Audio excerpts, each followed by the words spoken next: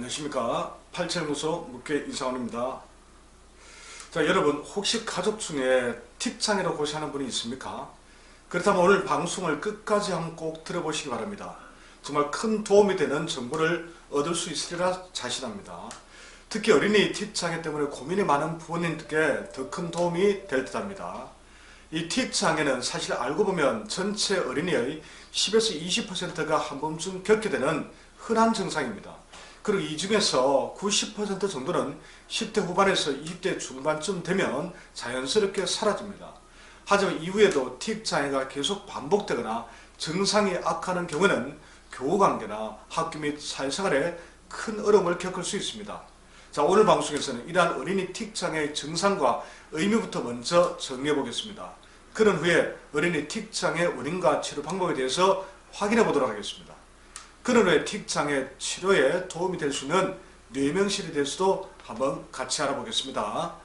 자, 먼저 어린이 틱장애의 뜻과 증상입니다. 틱장애는 특별한 이유도 없이 자신도 모르게 빠르고 반복적으로 소리를 내거나 아니면 몸을 움직이는 것을 말합니다.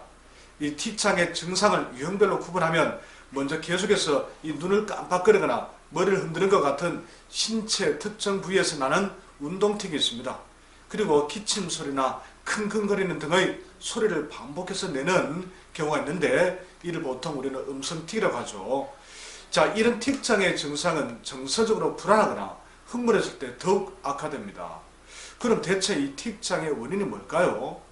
어린이 틱장애가 생기는 원인은 아직 명확하게 밝혀진 바는 없습니다. 다만 학습 요인, 심리적 요인, 아니면 뇌 기능 이상, 뇌신경 전달 체계에 어떤 문제가 생긴다는 거죠. 아니면 호르몬 이상 분비, 유전적인 요인 등으로 다양하게 추정하는 정도입니다. 특히 지속적이고 강도 높은 스트레스를 받았을 때 심리가 불안정해지면서 틱장애가 발생하는 경우가 많습니다. 저는 그런 경우를 상담하면서 말해본 적이 있습니다. 이후 학습 요인이나 심리적 요인까지 더해지면 증상이 더욱 악화되겠죠.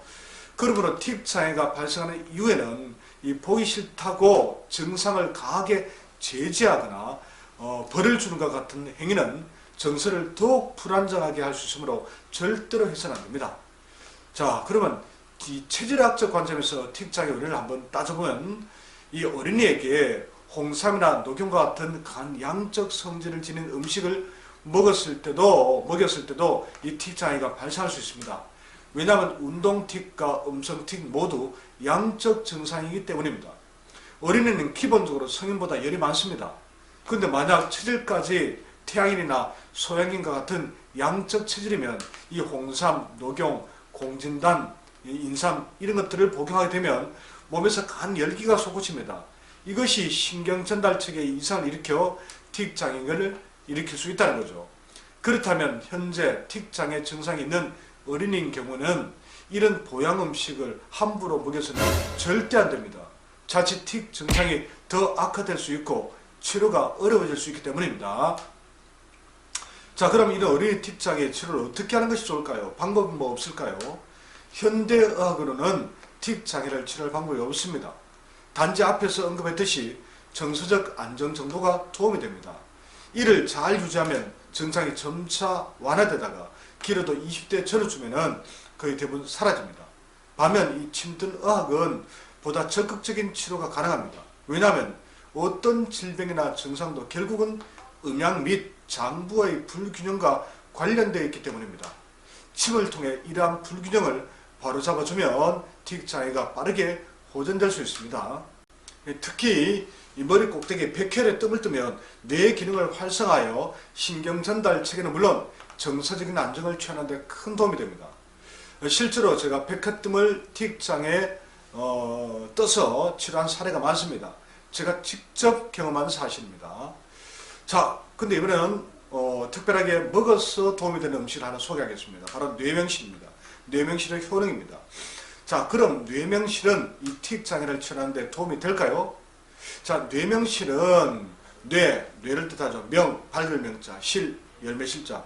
즉 뇌를 밝게 하는 열매라는 이름 그대로 뇌에 매우 좋은 식품입니다. 뇌신경과 뇌기능을 활성화하고 이 뇌에 쌓인 찌꺼기를 밖으로 배출하는 효능이 탁월한 것으로 알려져 있습니다.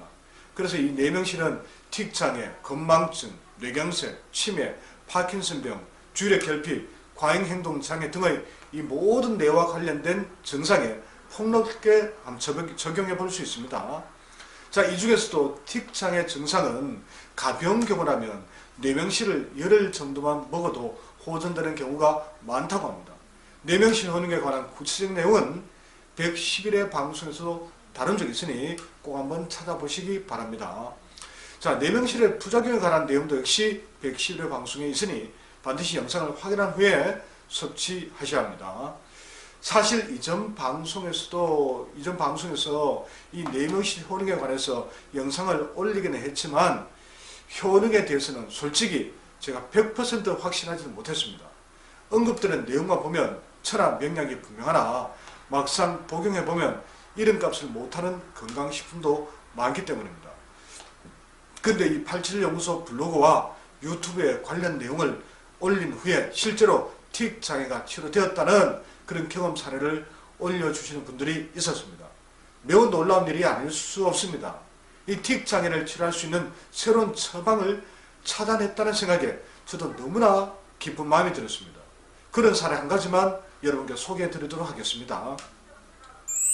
안녕하세요. 아빠가 얼굴 틱 장애로 30년 넘게 고생하셔서 늘 걱정이 많았는데요. 지인분께서 뇌명실을 소개해 주셨어요. 지인분의 어머님이 식물인간 상태로 계시다가 뇌명실 드시고 깨어나셨다고 하네요. 그래서 아빠도 뇌명실을 사서 하루에 2알씩 한 달을 드셨는데요.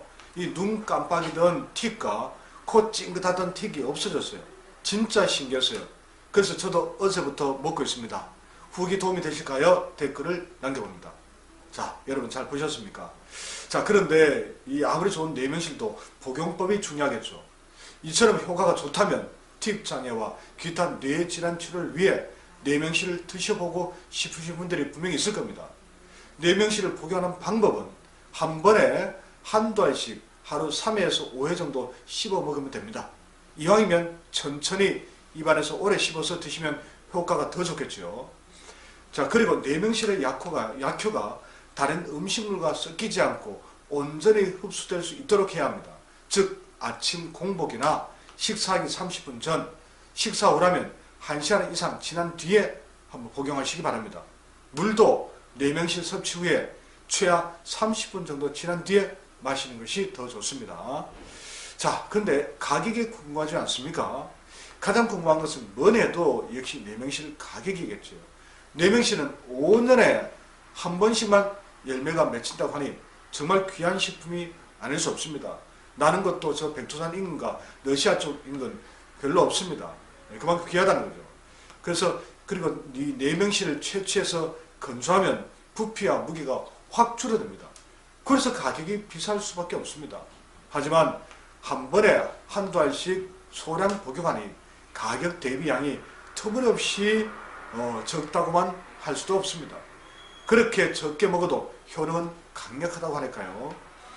자, 그럼 어떻게 구입하는 게 좋을까요? 지금까지 어린이 틱장애 원인 및 증상과 치료 방법, 그리고 틱장애에 도움이 되는 뇌명실에 대해서 알아보았는데요.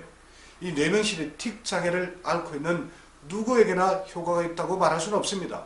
하지만 틱장애로 고통받고 있는 어린이나 가족이 있다면 한 번쯤은 테스트를 해볼 만합니다. 아무쪼록 뇌명실에 도움되는 분들이 많았으면 좋겠습니다.